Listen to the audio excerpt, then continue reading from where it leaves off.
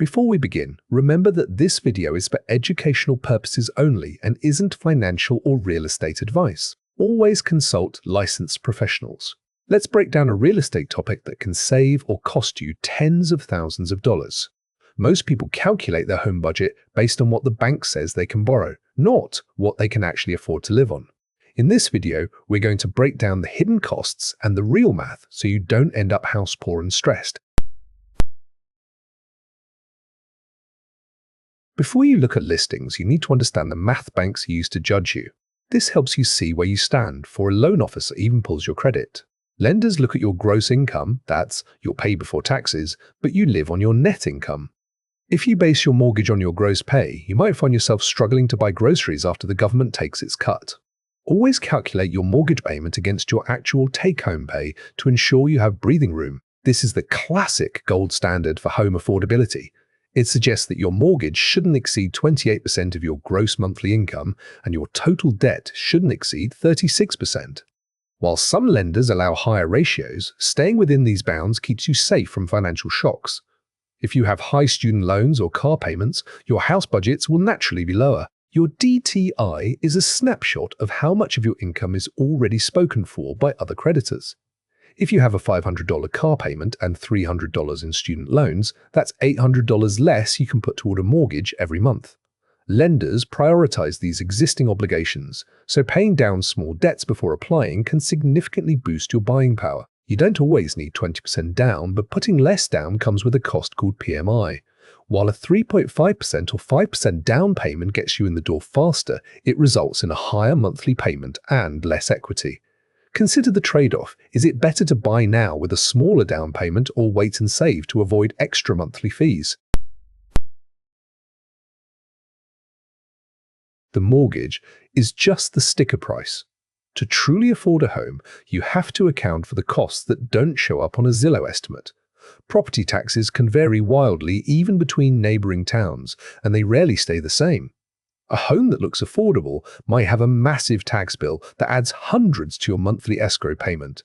Always check the most recent tax assessment and ask about any upcoming local bond measures that could hike rates. Insurance is mandatory if you have a mortgage and rates are rising across the country.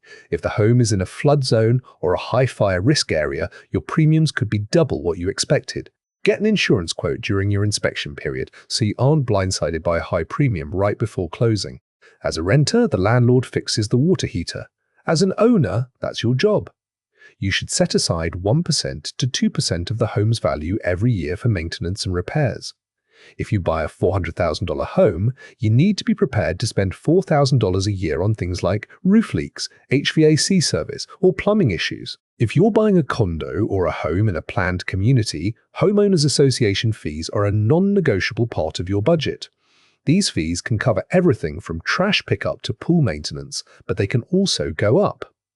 Special assessments, one-time large fees for major building repairs, can cost thousands, so always review the HOA's financial health. Quick reminder, real estate markets and mortgage programs vary by location, so always verify with local professionals. Your salary stays the same, but the cost of the house changes based on the bank's interest rate and your credit history. A single percentage point difference in your interest rate can change your buying power by tens of thousands of dollars.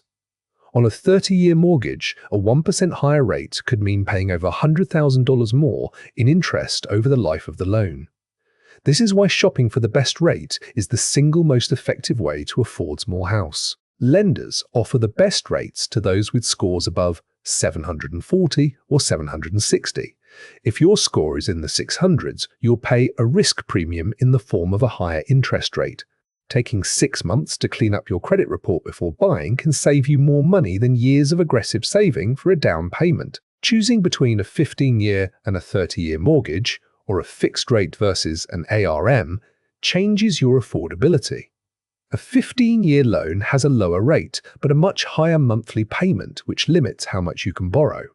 A 30-year fixed provides stability, while an ARM might offer a lower initial rate, but carries the risk of future increases. Closing costs usually run between 2% and 5% of the home's purchase price and are paid up front.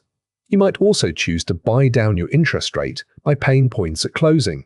This requires more cash today but lowers your monthly payment forever, which is a great move if you plan to stay in the home for a long time. Now we move from what the bank says you can do to what your life actually requires. This is the sanity check phase. Never empty your bank account to buy a house. You should have 3 to 6 months of living expenses, including your new, higher mortgage payment, saved up after the down payment is paid.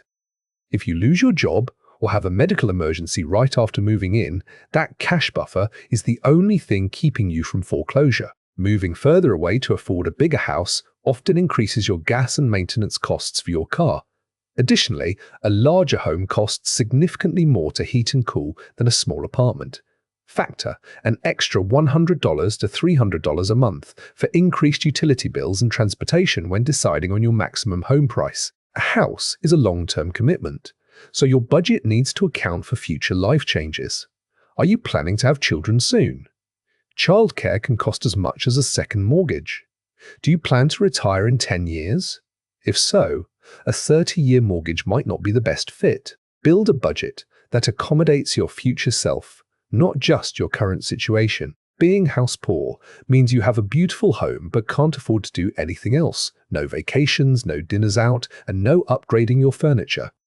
Before you sign, look at your remaining monthly cash after the mortgage and ask yourself, will I be happy staying home every weekend because I can't afford a movie ticket? Ready to move forward? Here's how to do it without making a massive financial mistake. A pre-approval is much stronger than a pre-qualification because the lender has actually verified your income and taxes. It tells sellers you're a serious buyer and gives you a concrete number to work with. However, remember that just because you're approved for $500,000 doesn't mean you should spend $500,000. Don't just go with your primary bank.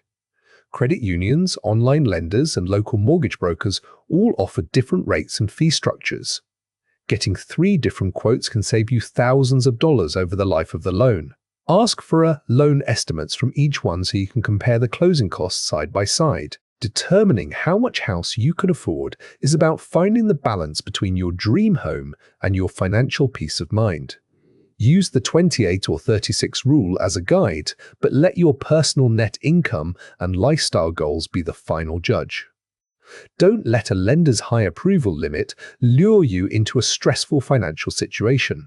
If this helped you feel more confident about your home buying journey, like and subscribe for more practical guides. For more tools to help you navigate the real estate market, visit Reledemy. Thanks for watching. If this helped, like the video and share it with someone buying or investing.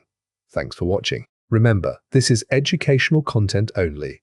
Consult a licensed real estate agent or mortgage broker before making property decisions. Subscribe for more.